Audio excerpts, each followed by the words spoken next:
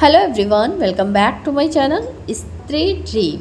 आज दिन की शुरुआत हुई थी सुबह के 6 बजे। कल रात में सोने में लेट हो गया था, इसलिए सुबह उठने में भी थोड़ा लेट ही हो गया है। वैसे अलार्म मैंने 5 बजे का लगाया था, बट नींद ही नहीं खुल रही थी, इसलिए फिर अलार्म ऑफ कर दिया था। 1 घंटे और सो लेने के बाद फिर दिन की शुरुआत हुई थी 6 बजे और 10-15 मिनट ऐसे ही चले गए। उसके बाद फिर यहाँ पर मैं बैठ रही हूँ पढ़ाई करने के लिए। वैसे आज सुबह मैं जब नहीं उठी थी तो सारवी भी नहीं उठी थी और वो भी सो रही थी, और मैंने सोचा अगर मैं लाइट वगैरह ऑन करूँगी तो क्या पता उठ जाए, इसलिए मैं इस वाले रूम में आ गई थी। और यहाँ पर मेरा जो पहले वाला स्टडी टेबल है, इस पर अपनी पढ़ाई आज कंटिन्यू करूँगी। किसी ने मुझसे पूछा था कि मैं नीचे क्यों सोती हूँ, नीचे बच्ची क्यों सुलाती हूँ और मैं भी नीचे सोती हूँ, मेरे पास चौकी नहीं है क्या। तो बात चौकी लेने की नहीं है, चौकी ले सकते हैं, बट शायद आप लोग समझ पाएंगे। जो लोग समझना चाहेंगे वही समझ पाएंगे, जो नहीं समझना चाहेंगे वो नहीं समझ पाएंगे कि चौकी लेने के लिए शॉप पर जाना पड़ेगा एंड वहाँ पर थोड़ा जैसे पसंद करना, उसके बाद चौकी के लिए कुछ कन्विंस करना, कुछ ई रिक्शा या फिर जो भी रहेगा उस पर चढ़वाना, फिर यहाँ पर ले आकर उतरवाना, उसके बाद फिर ऊपर ले आने के लिए भी किसी को ढूंढना कि कोई पहुँचा दे, क्योंकि मैं खुद सब नहीं मैनेज कर सकती। तो जो चीज़ें मैं खुद मैनेज कर सकती थी वो मैं ले आई थी, और जो मैं नहीं कर सकती उसके लिए मैंने सोचा भी नहीं है। फ़िलहाल मुझे कोई प्रॉब्लम नहीं हो रही है और मैं अपना मैनेज भी कर ले रही हूँ, कोई दिक्कत नहीं है। गद्दा है मेरे पास, बट जो पूछ रहा था मैंने सोचा मैं बता दूँ, क्या पता वो सोच रही होंगी कि मेरे पास चौकी नहीं है क्या, नहीं मैं मैनेज कर पाई। और ऐसा कोई जेंट्स मेरे पास है भी नहीं कि जो करवा दे, और एज ए लेडी और बच्ची भी है साथ में, तो फिर मैंने किसी को फोर्स भी नहीं किया, क्योंकि मैं बहुत ज़्यादा यहाँ लोगों को किसी को जानती भी नहीं हूँ और मैं जानना भी नहीं चाहती हूँ। जब टाइम आएगा तो वो भी आ जाएगा। अब देखिए टाइम आया तो फिर चेयर आ गया और चेयर के साथ टेबल भी आ गया, और अगर ज़रूरत लगा चौकी का तो चौकी भी आ ही जाएगी, बट उसके लिए किसी जेंट्स का होना ज़्यादा ज़रूरी है, और इसीलिए मैं चौकी नहीं ले पाई। तो इसके लिए मुझे नहीं लगता कोई बहुत बड़ी बात है, मैनेज हो जा रहा है, इसलिए मैनेज कर ले रही हूँ।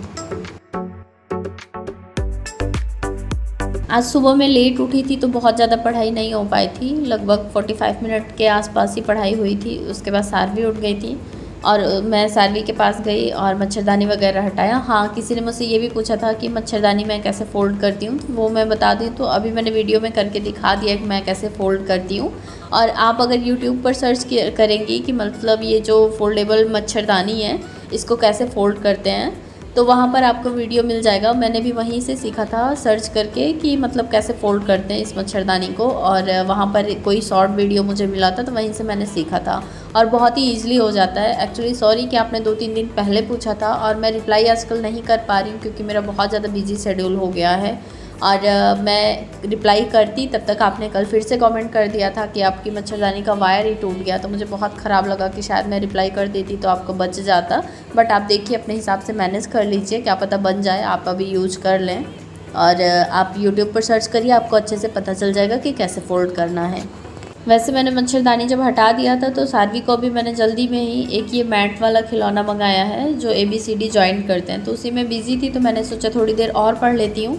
तो बहुत ज़्यादा तो नहीं, 15-20 मिनट पढ़ने के बाद फिर सारवी मेरे पास आ गई थी, तो फिर बार बार डिस्टर्ब कर रही थी, इसलिए फिर मैंने बंद कर दिया और मैं यहाँ किचन में आ गई थी सारवी के लिए लंच प्रिपेयर करने।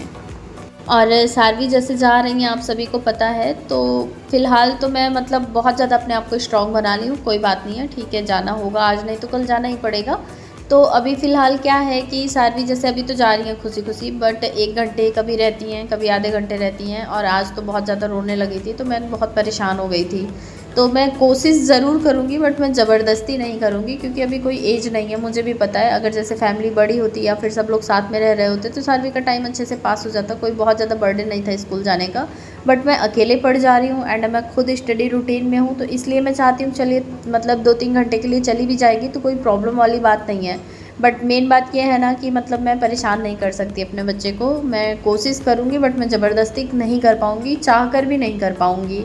और क्या होता है ना, जब ये रोने लगती है तो मैं छोड़कर आ नहीं पाती हूँ, और फिर मेरा भी रूटीन जैसे आजकल 2-3 दिन से गड़बड़ी चल रहा है। फ़िलहाल जाते टाइम तो बहुत ज़्यादा खुश होकर जाती हैं, बट आते टाइम रो कर ही आती हैं कि मुझे अपने घर जाना है।